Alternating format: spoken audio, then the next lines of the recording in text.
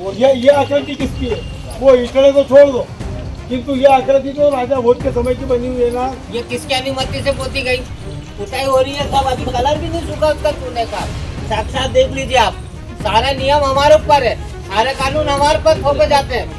भोजशाला का नाम जब भी सामने आता है तो शुक्रवार की तस्वीरें ताजा हो जाती है। आप सभी को याद होगा कि शुक्रवार के दिन नमाज और पूजा की तस्वीरें एक साथ, और उसे करवाने के लिए प्रशासन की जो जोर आजमाइश लगती है वह अलग, और वह तस्वीरें और वह खबर देश भर के लिए चर्चा का विषय भी होती है। अब यहाँ पर ठीक वैसा ही हुआ है।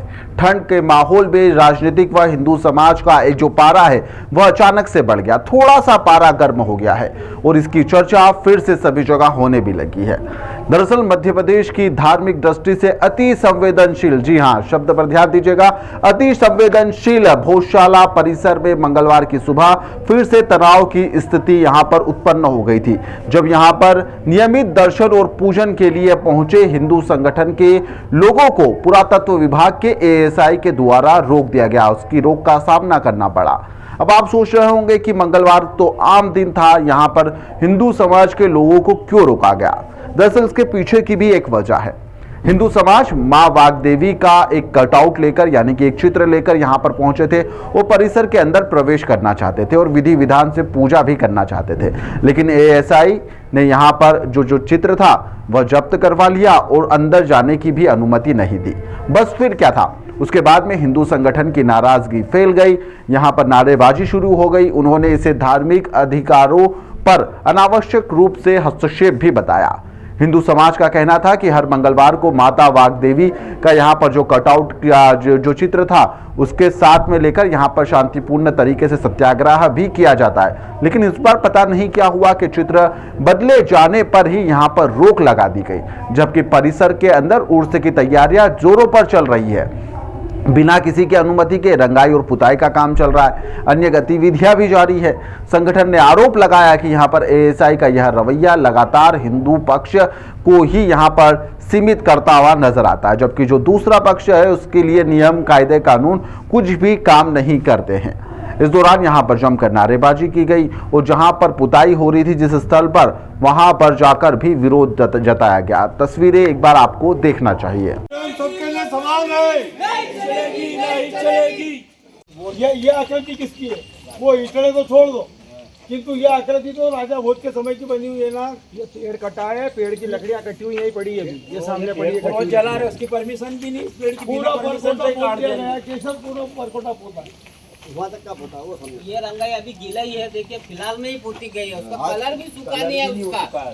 ये किसकी अनुमति से पोती गई? पुताई हो रही है तब अभी कलर भी नहीं सूखा उसका चूने का।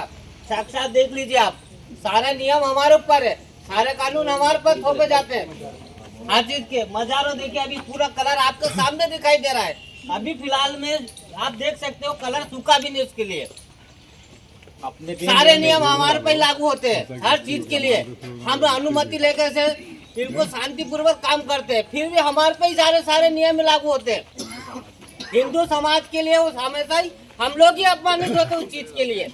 भोज उत्सव समिति ने चेतावनी दी है कि जब्त किया गया चित्र तुरंत वापस करवाया जाए और बिना अनुमति के यहां पर जो कार्य अंदर चल रहे हैं उस पर भी रोक लगाई जाए, अन्यथा व्यापक स्तर पर एक आंदोलन किया जाएगा जिसकी जिम्मेदारी जो होगी वह प्रशासन की होगी।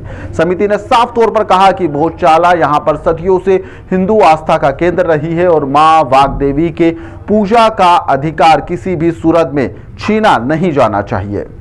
प्रति मंगलवार नियमित सत्याग्रह होता है, जिसमें वर्षों से माँ वाग्देवी और बजरंगबली का चित्र अंदर ले जाकर सत्याग्रह किया जाता है। आज सत्याग्रह चालू हुआ तब से लगाकर आज तक पहली बार ऐसा हुआ है कि बगैर माँ के चित्र के सत्याग्रह हुआ है। प्रशासन की हठधर्मिता है, प्रशासन के नियम केवल हिंदू समाज पर लागू होते हैं। आज यहाँ पर यह पुरातत्व की धरोहर है, किंतु उसके ऊपर पुताई की जा रही है जिसकी कोई अनुमति नहीं है। पुरातत्व विभाग कोई अनुमति नहीं देता, नहीं पुरातत्व विभाग पुताई रंगाई करवाता है, उनके लिए कोई नियम नहीं है, केवल हिंदू समाज के लिए हर नियम को थोपा जाता है। हमारी माँ की तस्वीर खराब हो गई थी, उसको बनने के लिए दी गई है, इसलिए जो दूसरा चित्र था वो आज हम लेकर आए थे, किंतु उसको एएसआई ने जब्त कर लिया, जो कि सरासर हिंदू समाज का अपमान है। उस चित्र को तुरंत लौटाया जाए और यहाँ पर स्थापित किया जाए। वसंत पंचमी निकट होने के कारण यहां पर पहले से ही अति संवेदनशील यह स्थिति बनी हुई है और यहां पर परिस्थितियों के बीच में यहां पर जो प्रशासन है उसके लिए भी अब चुनौतियां बढ़ने वाली है और यह चुनौती भी साबित होगा।